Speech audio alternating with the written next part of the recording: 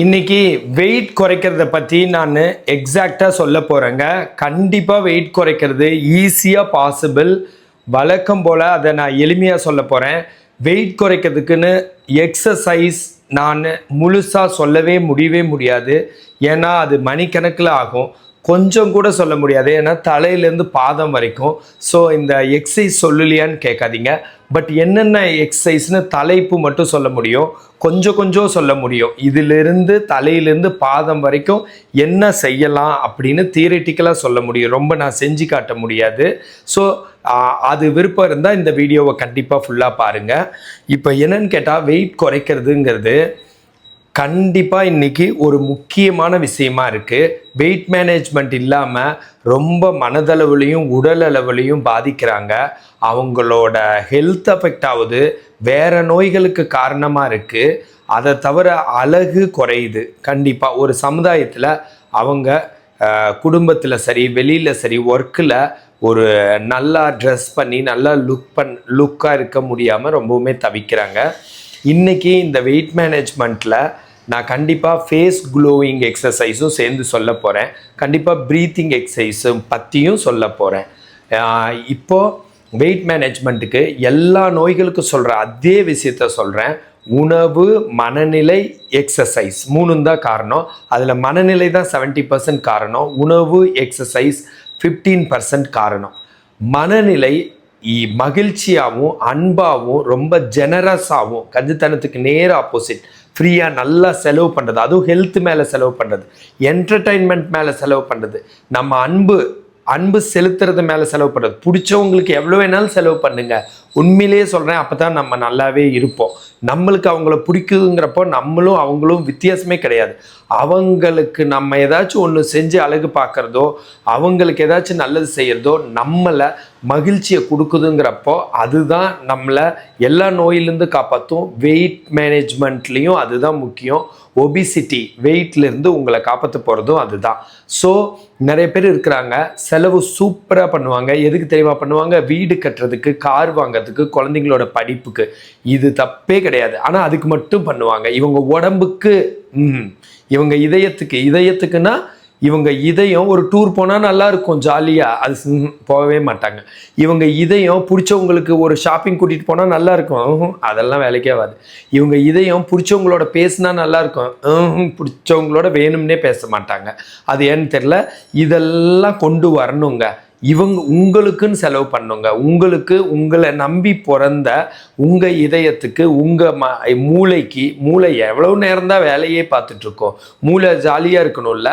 அதுக்கு உங்களோட கல்லீரலுக்கு, உங்களோட கிட்னி, லிவர், ஸ்டொமக்கு, இன்டெஸ்டைன் எல்லாத்துக்குமே அன்பு தேவைப்படுது. எல்லாத்துக்குமே உங்கள் ஹார்மோன்ஸ், மெயினாக ஹார்மோன்ஸை தூக்கி குப்பை தொட்டியிலேயே போட்டிங்க. ஹார்மோன்ஸ் என்ன பாவங்க பண்ணுச்சு? மனுஷங்க கிட்ட ஹார்மோன்ஸ் சிக்கி தவிக்கிற மாதிரி ஹார்மோன்ஸ் மேலே தொடுத்த ஒரு போர் இருக்குல்ல, ஏவுகணை, கடந்த சில நூற்றாண்டா, அந்த மாதிரி இந்த உலகத்தில் யார் மேலேயும் போர் செஞ்சுருக்க மாட்டீங்க.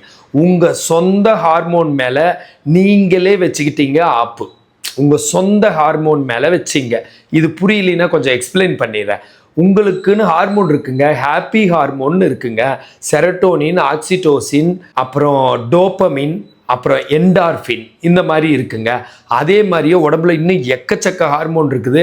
வெயிட்டை கண்ட்ரோல் பண்ணுறதுல முதல் இடத்துல லெப்டின், அப்புறம் கிரெலின், ரெண்டாவது இடத்துல கிரெலின், அதுக்கப்புறம் இன்சுலின் மூணாவது இடத்துல, நாலாவது T3 T4 தைராய்டு, அஞ்சாவது இடத்துல பிட்யூட்ரி க்ரோத் ஹார்மோன், ஆறாவது இடத்துல ஈஸ்ட்ரோஜன், டெஸ்டோஸ்டிரோன், ப்ரொஜெஸ்ட்ரோன், இந்த மாதிரி ஹார்மோன்ஸு, ஆறாவது இடத்துல வீணா போன அந்த கார்டிசோல் ஹார்மோன்ஸு. வீணா போன மீன்ஸ் ஸ்ட்ரெஸ்ஸை ரிலீஸ் பண்ணுற ஹார்மோன்ஸு.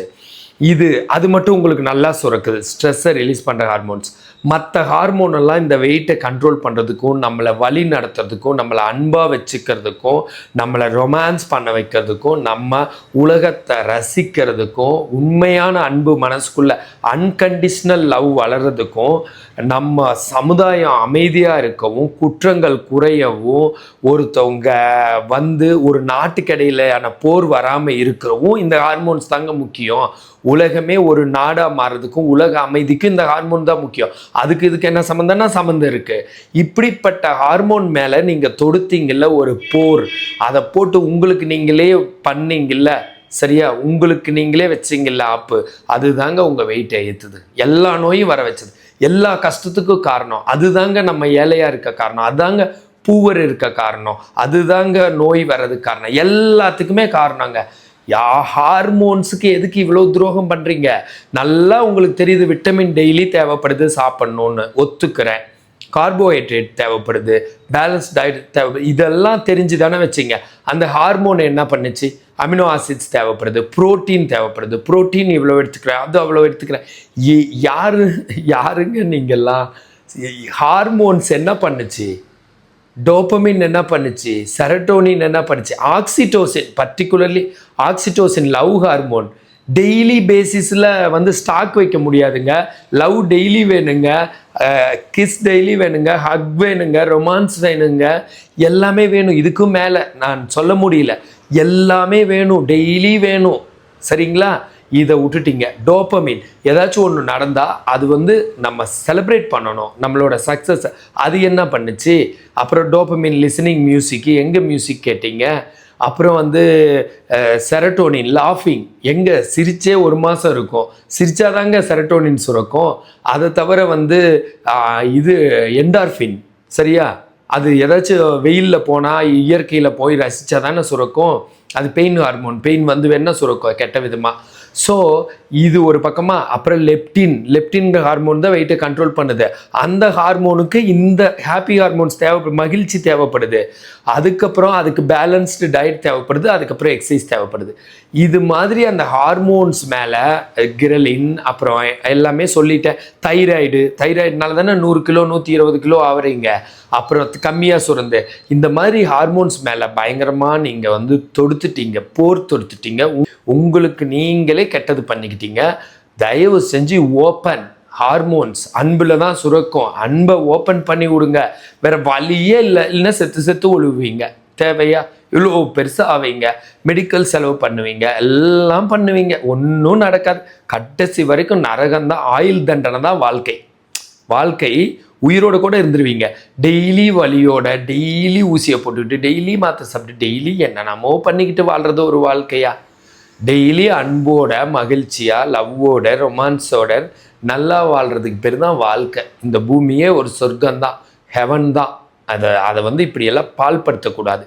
ஹார்மோன்ஸ் தான் இந்த வெயிட்டை கண்ட்ரோல் பண்ணும். அதை மீறி நீங்கள் என்ன பண்ணாலும் ஆகாது. ஆனால் இப்போ ஒன்று சொல்லிடுறேன் கடைசியாக, எக்ஸசைஸ். அது முடியாதுங்கிறவங்களுக்கு எக்ஸசைஸு பழைய வெயிட் எல்லாம் குறைக்க யூஸ்ஃபுல்லாக இருக்கும். என்னதான் நீங்கள் மகிழ்ச்சியாக மாறினாலும் உடனடியாக குறையாதில்ல.